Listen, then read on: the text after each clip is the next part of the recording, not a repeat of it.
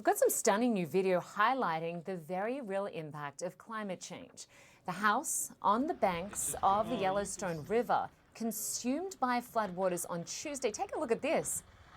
The Yellowstone has swelled to its highest level ever recorded thanks to heavy rainfall in the area, as well as a heat wave that's melted nearby snowpacks.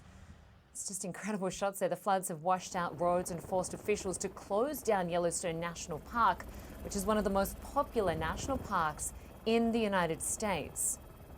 Well, there are also heat waves scorching Europe, with temperatures forecast to hit 40 degrees Celsius in Spain, France and the UK this week. CNN's chief climate correspondent Bill Weir joins me for more on all of this. Good to see you, Bill.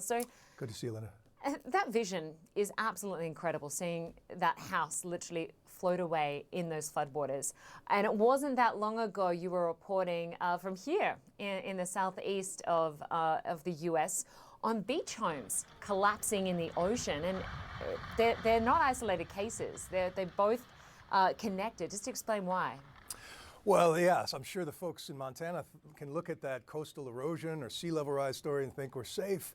No one imagined that the Yellowstone River would swell to such violent power to take away a home that probably had plenty of clearance on a normal year, but normal years are gone, unfortunately. That's the main reason. And these heat domes are having these knock-on effects on infrastructure. Here in North America, also over in Europe, North Africa, you're seeing it there as well. And you know, they've had floods before. They had rough years in '89 and '97 in this part of Montana and Wyoming, but locals say nothing like this. And this is just the beginning. They have to wait for the water to recede to figure out if there's freshwater supplies that have been fouled and waste treatment and the roads, as you can see. What a nightmare. Yeah, absolutely incredible. And of course, in Europe, summer hasn't officially started, but the heat waves have, and they've arrived quite early. We're seeing in Spain temperatures topping 40 degrees Celsius already. And as we've discussed many times, Bill, these are certainly going to become more intense and more frequent. Exactly. Science is really digging into this idea that the jet stream, this river of wind up high, 10,000 meters in the atmosphere that controls so much of the weather in this hemisphere, is really wobbling as a result of the planet warming up, which means heat domes like we're seeing in the US and the one there in Europe as well.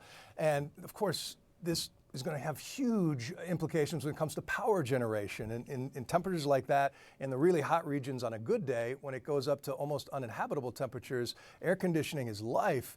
That'll strain grids. And so we're keeping an eye on brownouts, blackouts in some of these places, which would really spell disaster as long as that wet bulb temperature stays in really precarious numbers.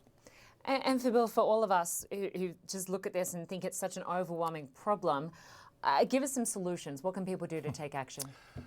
I hear that all the time. I think the most basic thing is talk about it. Talk about these pictures you're seeing, not only with your neighbors and family and colleagues, but with the CEOs of your favorite corporations and your local leaders wherever you are, to demand action.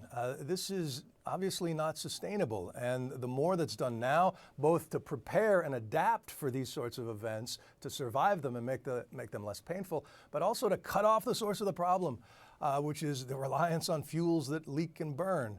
And the sooner we can transition away from this, the less likely this will continue, by factors of 10 and 20 for future generations. Yeah, we need solutions right now. Bill Weir, our chief climate correspondent, thanks so much. Thank you.